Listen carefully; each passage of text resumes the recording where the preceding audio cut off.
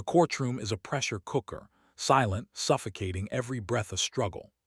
The only sound is the soft rustle of the jury as they file into their seats, their faces unreadable, their decision weighing on them like a death sentence of its own. The air is thick, and as the judge rises, all eyes turn to him, but it's Wade Wilson, sitting at the defense table, who commands the room. His eyes, cold as ice, sweep over the jury, daring any of them to blink, to show any sign of weakness. He's been here before under the harsh scrutiny of others, but this time it's different. This time it's not a question of guilt, it's a question of fate. And Wade Wilson knows what's coming. He's always known. He's calculated it all, each second, each breath, each look. Outside the courthouse, the Florida sun blazes, relentless and unforgiving, but inside, the atmosphere is heavy, almost stifling. The victim's family sits in the front row, their faces a portrait of grief. A mother, a father, a brother, each one clinging to the faintest hope that the justice system will offer them something more than mere words. But nothing can bring their loved ones back. Nothing can undo the bloodshed Wade Wilson left in his wake. All they want now is closure. They don't know if they'll get it, but they hope desperately that they will. Wade doesn't blink. His gaze remains unflinching, as cold and unyielding as the stone wall behind him. He doesn't even twitch. The victims' families, the prosecutors, the jury, none of them matter. He's above them. He's in control. They're all just part of his plan. He's seen it all before. He knows what the world thinks of him: monster, killer, cold-blooded. He's heard it all. But he doesn't care. His heart has long since turned to ice, and his conscience lies shattered, buried under a mountain of lies and betrayal. The clock on the wall ticks louder. Each passing second feels like an eternity. The jury has deliberated for hours, days even. Every moment has been stretched thin, the weight of their decision unbearable. They know what he's done. They've seen the evidence. They've heard the testimonies. They know the details of the murders, the brutality of them. The victims were innocent, helpless. But what they don't know, what they can't know, is why. Why did Wade Wilson do it? Why did he take the lives of those who had trusted him? Why did he destroy everything in his path? In the back of the room, the family clutches their hands, some trembling, others with their faces pale, drained of all color. They had known him once. They had trusted him once, before the lies, before the deceit. But all of that is gone now, erased by the brutality of his actions. The clock ticks again, louder this time, as if marking each moment with a death knell. There's no escaping it. The room is suffocating. The silence in the room is deafening as the judge begins to speak. His voice breaks the stillness, but it's not enough to fill the void. The words come slowly, deliberately. The tension in the room tightens, every person frozen in place. It's a moment in time that will never be forgotten. Wade sits still, his eyes never leaving the jury. His lips twitch, but he doesn't smile. There's no satisfaction in his expression, only cold indifference. This is his moment, his reckoning.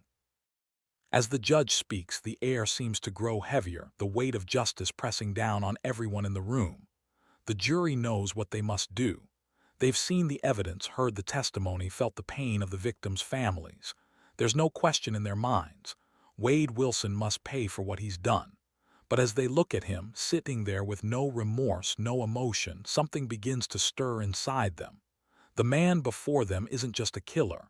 He's a void, an empty shell devoid of humanity. He's beyond justice, beyond mercy. Wade never blinks. He doesn't need to. He's already won. He knows it. The jury, the prosecution, the victims' families, they're all just pieces in his game. And as the judge continues to speak, the tension builds, rising higher, tighter, until the whole room feels like it might implode. And then the moment comes. The judge's voice cracks through the air like a whip. We, the jury, find the defendant, Wade Wilson, guilty of first-degree murder. The silence is absolute. It's as though the world itself has stopped turning. Wade doesn't move. His eyes, as cold as the death sentence he's about to receive, flicker for the briefest of moments, but that's all. He doesn't react. He doesn't flinch. The monster has won. He has played his hand, and the world has fallen silent in his wake.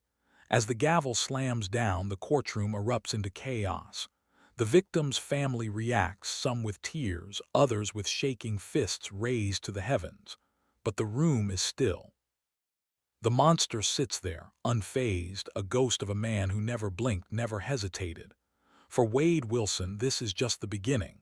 The end is nothing more than a formality. Outside, the sun continues to blaze. Inside, the world has changed forever. The air was thick. The courtroom pulsed with tension, every breath a labor, every heartbeat echoing louder than the last. Wade Wilson sat at the defense table, a man who seemed to suck the warmth from the room. His face, expressionless, could have been carved from stone. His cold eyes locked on nothing and everything at once, as if daring the world to notice him, daring anyone to understand the depth of his darkness. He had already made his mark on this world, and now the world would make its mark on him. Outside the courthouse, the sun burned hot, but inside, the air was suffocating with the weight of what was unfolding. The victims' families filled the seats in front, their faces drawn tight with grief, their eyes swollen from tears that had never seemed to stop falling. They had lost so much. They had lost their loved ones, their peace, their sense of safety. What was left now? Justice, perhaps, or maybe vengeance. No one knew. The trial had gone on for what felt like an eternity, but in truth it had only just begun. And today the curtain was about to fall. Wade Wilson's crimes had become the stuff of nightmares. In the sweltering heat of Florida, where the air hangs heavy with the scent of the ocean and the relentless sun, Wade had struck cold, calculated, and without a trace of hesitation. The murders were too horrific to comprehend, the kind of evil that wraps itself around the soul and doesn't let go. The kind of evil that makes you question if redemption is even possible. From the moment he was arrested, Wade had given no sign of regret. His face remained blank, his eyes unwavering. It was as though he had already resigned himself to his fate. The police had spoken of his chilling calmness, of how he showed no remorse when they arrested him, no fear when they read him his rights. He had simply nodded. A man who had taken the lives of innocent people with the precision of a surgeon and the heart of a predator. And now, as the trial reached its climax, he sat in silence. His demeanor was one of indifference. He wasn't just guilty. He was beyond the law, beyond human understanding. The prosecution wasted no time diving into the details of Wade's actions. His victims were not random. They were not just names in a police report. They were real people, people with families, with lives, with hopes. Wade had stalked them, watched them from the shadows. He had chosen them carefully, methodically. He had planned every move, every detail of the murders with a cold precision that sent shivers through the courtroom. Witness after witness spoke, and with each passing moment, the weight of Wade's actions grew heavier. The family members of the victims took the stand, their voices shaking as they recounted the terror they had felt in the aftermath. They spoke of the lives that had been stolen, of the emptiness that had come to define their days. They described how they had lived in fear, knowing that the man who had taken their loved ones' lives was still out there, watching. Some were too broken to speak, their pain evident in their silence. The prosecution painted Wade as the embodiment of evil, a man devoid of empathy, a man who had not only killed but had done so with a chilling, almost detached sense of purpose. Every detail of his life seemed to be a carefully constructed lie, a manipulation designed to keep those around him in the dark. He had preyed on his victims, taking advantage of their trust, of their vulnerability. And now he sat there, emotionless, as if nothing mattered. His words, when he spoke, were hollow, empty. His defense attorneys tried to reason with the jury, attempting to create a narrative that might explain the unexplainable, but there was nothing they could say. There was no defense for a man who had shown no sign of remorse, no sign of guilt. How could they defend a man whose very presence in the courtroom made the air feel colder, more suffocating? The defense tried to paint Wade as a product of his environment, someone who had been shaped by the cruelty of the world around him.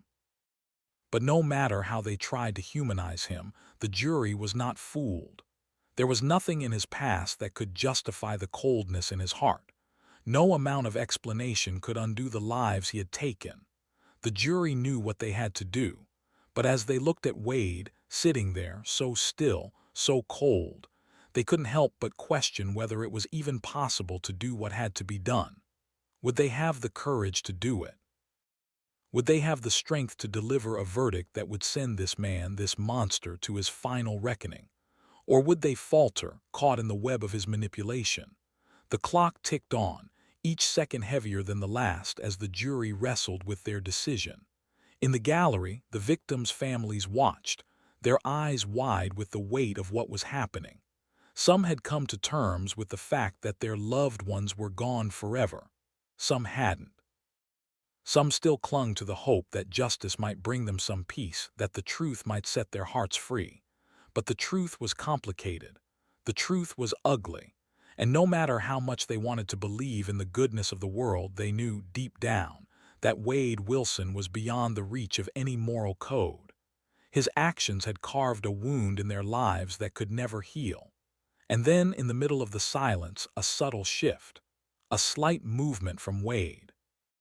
For a moment his eyes flickered, just for a second. A glimpse of something, a flicker of a thought, something almost human. But it was gone as quickly as it came.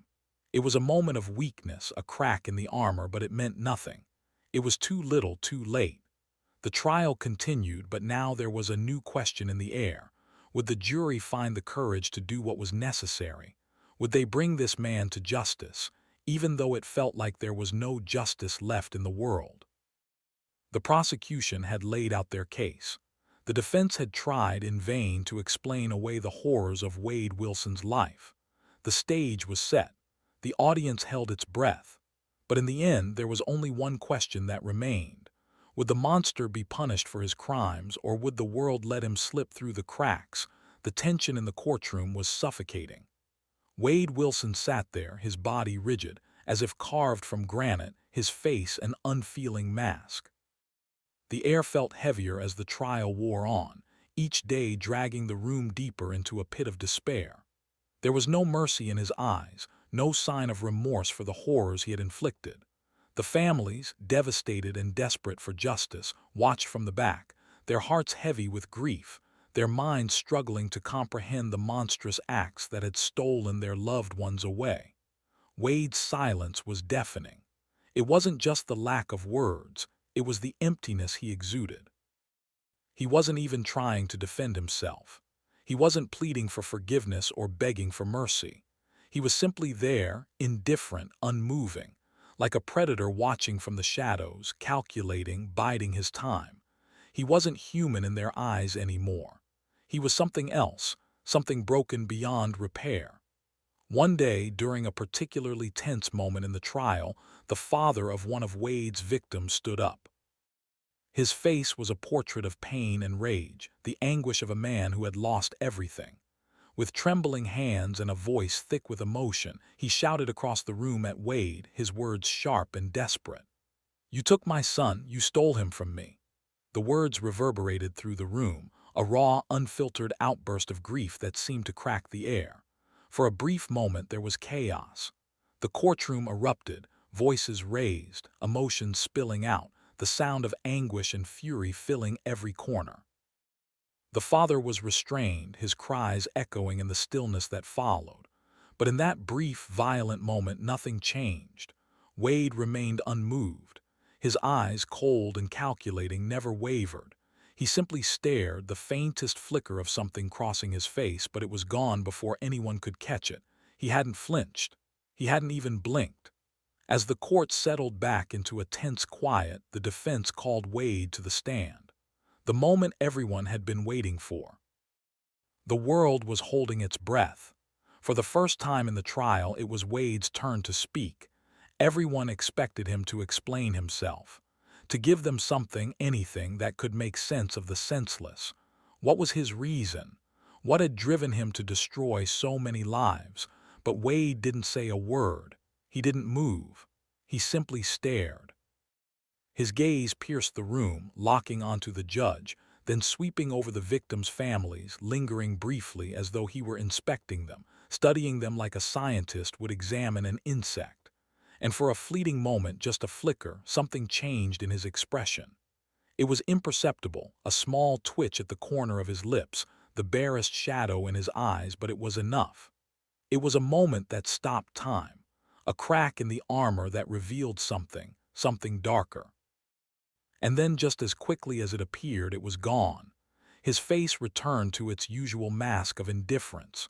The twitch, the flicker, vanished, leaving behind only the void. But in that split second, everything changed.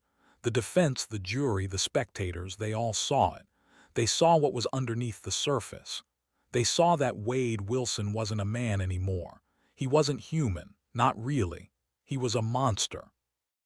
A creature so far removed from humanity that even the smallest trace of human emotion had faded away completely. There was no remorse, no guilt, no shame. He wasn't even capable of blinking, let alone feeling anything.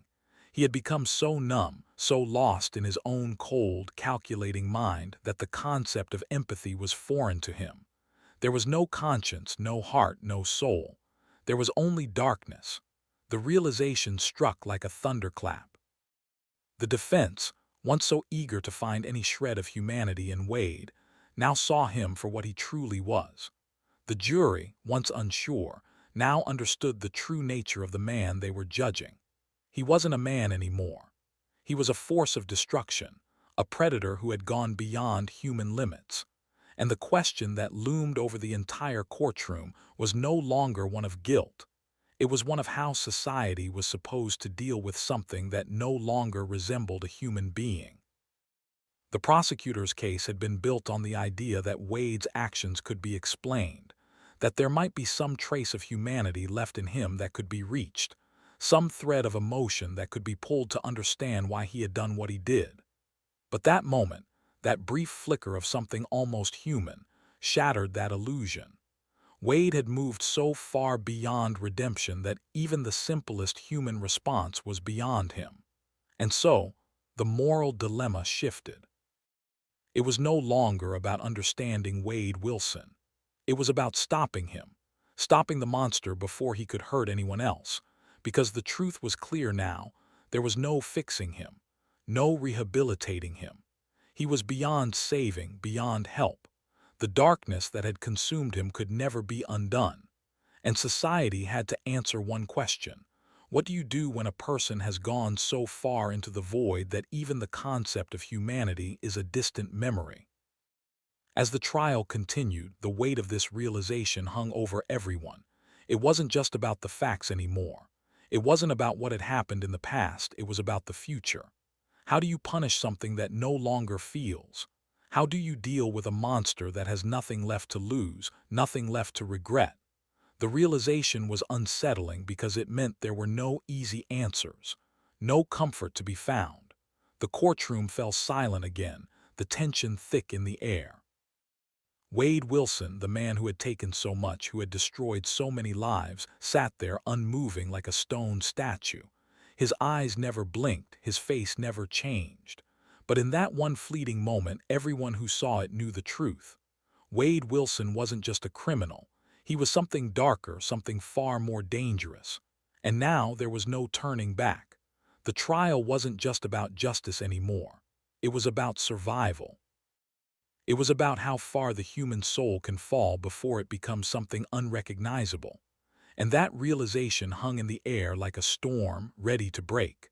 But the world was left wondering in the silence that followed, how do you stop something like Wade Wilson? How do you confront a monster that doesn't even know what it means to be human? The silence in the courtroom was deafening. The walls seemed to close in, and time slowed to a crawl. Wade Wilson sat motionless, his body a perfect statue of indifference. His eyes were locked on the front of the room, but there was no warmth in them, no fear, no regret. He was a man on the edge of the abyss, waiting for the final word, waiting for the moment that would either seal his fate or release him back into the world. But no one in that room truly believed he would be freed. The air was thick with anticipation, with the weight of what was coming next. Every second felt like an eternity, dragging the room deeper into tension, making every heartbeat feel louder. The victims' families sat in the rows behind the prosecution table, their eyes fixed on the judge, their faces a mix of exhaustion, hope, and dread. They had waited so long for this. They had suffered for so many months, reliving the horror of their losses over and over again in this very room. And now it was almost over. But how could they ever prepare for what was about to come? Wade didn't move. He didn't even blink. Finally, the judge's voice broke the silence, cold and firm. The words, when they came, sliced through the tension like a blade through flesh. We, the jury, find the defendant, Wade Wilson, guilty of first-degree murder. The words hung in the air, their finality undeniable. It was over. For the first time in the trial, there was a sense of closure in the room. But it was a bittersweet closure. The victims' families felt the weight of the words, but it wasn't the relief they had hoped for. There was no happiness here. There was no real victory. Their loved ones were still gone. Wade had taken them. No verdict, no sentence could ever bring them back. The pain was still too raw, too fresh. But the verdict had been rendered. Justice had been delivered, however imperfectly. And then came the next words, the words that would set everything in motion. The court hereby sentences Wade Wilson to death. The room seemed to hold its breath. The moment stretched on, time dragging, suspended in the air. Wade's face remained a mask, cold, unfeeling. He didn't flinch. He didn't even blink. He didn't react at all. It was as if he had been prepared for this moment long ago, as though it was something he had always known was coming, and there was nothing that could surprise him anymore. For the families, there was a moment of clarity, a bitter satisfaction. Their loved ones could never be brought back to them, but at least this man, this monster who had destroyed their worlds, would never be able to harm anyone again. There was a small sense of peace in that, a small but significant victory in knowing that Wade Wilson's reign of terror was finally over. But even that peace was tinged with sorrow. The scars would remain forever. The loss would never fade. But for now, they could take comfort in the fact that justice had been served. As the gavel came down, the courtroom erupted into a storm of emotions. Some cried in relief, others in sorrow. There were whispers, murmurs, gasps. Some were too overwhelmed to speak, others too angry to do anything but stare at the cold man sitting before them, still unblinking, still unfeeling. The tension was palpable. The air was thick with years of pain, of unresolved grief, of questions that would never have answers. Wade was led away in silence. He didn't look back. There was no emotion in his face, no acknowledgement of the lives he had taken. He walked as if he were merely going through the motions, as if this was nothing more than an inconvenience, a necessary step in his twisted journey. He wasn't afraid. He wasn't remorseful. He wasn't anything. He was a hollow shell, and the world was done with him. For those left behind, there was no peace. There was no sense of closure. There could never be. The victims' families had been through too much, had seen too much horror to ever walk away from this without scars. But in the chaos, in the mix of emotions, one thing stood out, one thing they all knew for certain. The monster had been stopped. Wade Wilson had been caught, tried, and convicted. He would never be able to hurt anyone again. As the courtroom emptied, the truth of what had happened began to settle in.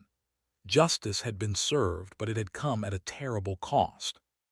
The families would never be whole again. The victims were still gone. And yet somehow in this final moment there was a strange sense of justice, of closure, of the belief that despite everything the world had confronted evil and had won. But that victory came with a price. Because in the end no one could erase the pain, no one could bring back what was lost. And no matter how many times the word justice was spoken, it could never fill the empty space left by Wade's crimes. The trial was over.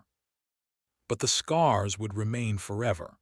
The lesson was clear, even as it left a bitter taste in everyone's mouths. Evil, no matter how cold, no matter how calculated, will always be confronted. And in the end, justice will prevail. But the question still lingers: at what cost?